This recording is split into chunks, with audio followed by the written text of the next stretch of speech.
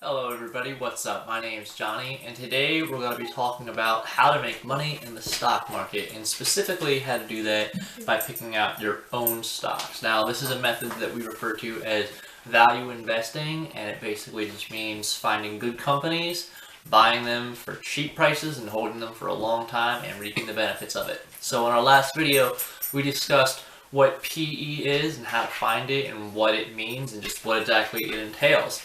So how we define PE in our last video, the price of earnings, we said take the market cap and divide it by your net income. And so that's the entire worth of the company divided by the earnings of the company, and that gives you its PE. Now the reason that I gave the definition like that is because we're going to be evaluating the whole company. So we want to learn how to do things using the entire company and the entire company's worth.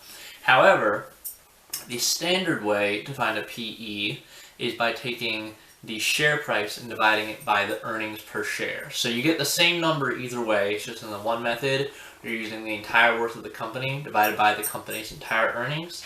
And the other method, you're just doing the share price divided by the earnings per share. Both will give you the same number. So with that being said, let's move on to the different types of companies there are, and maybe how to identify them using different PEs, and how to find our fair prices and determine if they are cheap or not, depending on what type of industry that they might be in. So Peter Lynch, he classified 6 different basic types of stocks that at a different point in time might be good to invest in. And those are slow growers, stalwarts, fast growers, cyclicals, turnarounds, and asset plays. So I'll go ahead and give you a brief overview of each different one. Slow grower is exactly what it sounds like. It's just a big, stable company. It's not really growing or doing anything, and typically the only reason to invest in these is for stability's sake and for receiving a dividend. Companies like utility companies might fall into this category, just your big, stable companies that aren't going anywhere and pay a dividend. Next in our category, we have our stalwarts. Now, our stalwarts are slightly faster growing than the slow growers, but they wouldn't fall into the fast growing category either. Our stalwarts are companies like Coca-Cola or maybe Procter & Gamble, Johnson & Johnson, name brand companies that consistently produce good earnings, and they're not shooting way up there, they're just good and stable. And typically for these, this actually falls into how we were describing finding a PE and how to differentiate between the earnings and the share price in our last video by following the share price and following the earnings, and then when there's a significant drop in the share price or a significant rise in the earnings, that would be a point of entry. For instance, if one of these companies like Coke or Procter & Gamble, companies in this stalwart category normally trade at about 15 times earnings, PE of 15. And if suddenly they fall to a PE of 10, that would probably be a good point of entry. So then for our next category, we have fast growers. Now, fast growers they're really hard to find an entry point when to buy them, because a fast grower is exactly what it sounds like. Fast grower is exactly what it sounds like. It's basically its share price is just skyrocketing up there. And, of course this sounds good, but in retrospect, that's just essentially making it overvalued. So a lot of fast growers are newer companies, and a lot of technological companies fall into this category. And it's really hard to be able to ascertain whether we should buy these companies or not, because typically their share price is growing so quickly that, as I said, they're just becoming overvalued, and it's really hard to find that point of entry there. This is the category that everybody wants to be in. They want to find the next big thing and get in on it on the ground floor. And again, these can be really hard to spot, but they can also be the most profitable. So for these fast growers, if you're trying to track them, you don't want to pay a super high PE for them, and typically they will be in that 10 to 20 range if they're going to be in a good price range at all, but you don't want to be paying them to the 30s or 40s PEs. You still want to get a good fair price on them. And with that being said, you also want to find companies that have low to no debt, and you want to find companies that have consistently high earnings, high free cash flow. These are all good additional signs that the company is not overvalued and that even if they're growing quickly, they're still at a good price point. Then in our next category, we have our cyclicals. Cyclicals are more commodity type companies.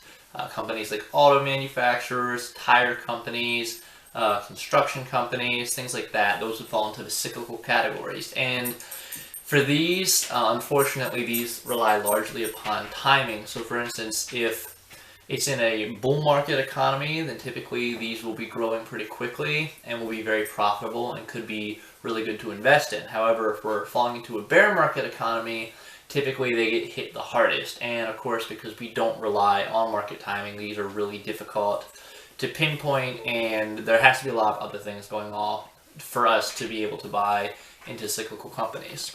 And then we have our turnaround companies.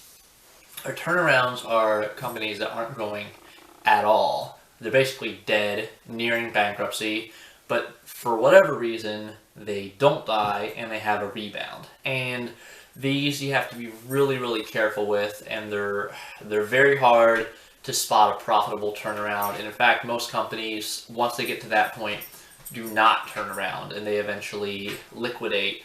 And we'll get to that in a second. So for these, you really have to know your stuff. You really have to know what's going on. Maybe have some inside information. But yes, this is essentially when a company is dead and then comes back to life. So then for our last category, we have our asset plays. Now, an asset play is actually a good way or a good method to invest in a turnaround type company. And what an asset play means is that its net worth is greater than its market cap. So we've already given the definition of market cap. That's just the given price of the entire company at any point in time. What its net worth means is what it owns minus what it owes. So for instance, if you go to your financial statements and pick up your balance sheet, you can find the assets and liabilities. If you subtract their liabilities from their assets, that's how you get their net worth. And if their net worth is larger than their market cap, that is what's referred to as an asset play. And basically this is just a safety measure that says they have a lot of hardcore assets that are, sellable, that could bring them cash. And for instance, if a company is nearing bankruptcy and they do liquidate, if you have an asset play type company where their net worth is significantly higher than their market cap, then when they liquidate, you'll eventually receive that money per share price of its liquidation value. So for instance, if there's a company and it's got a $1 billion market cap, but its net worth is $2 billion, if that company were to liquidate, you would still double your money just because of that liquidation. So this again is a really good method if you're trying to find a turnaround company that also has high net worth value, much higher than its market cap, so that can be an extra assurance. So that's about all that I have for today. I hope that I presented that well, and I'd like you guys to go ahead and leave some feedback and tell me different topics that you'd like me to discuss in the future, or anything that you wanted me to touch on more in the category of explaining PE. Before I go, I'm going to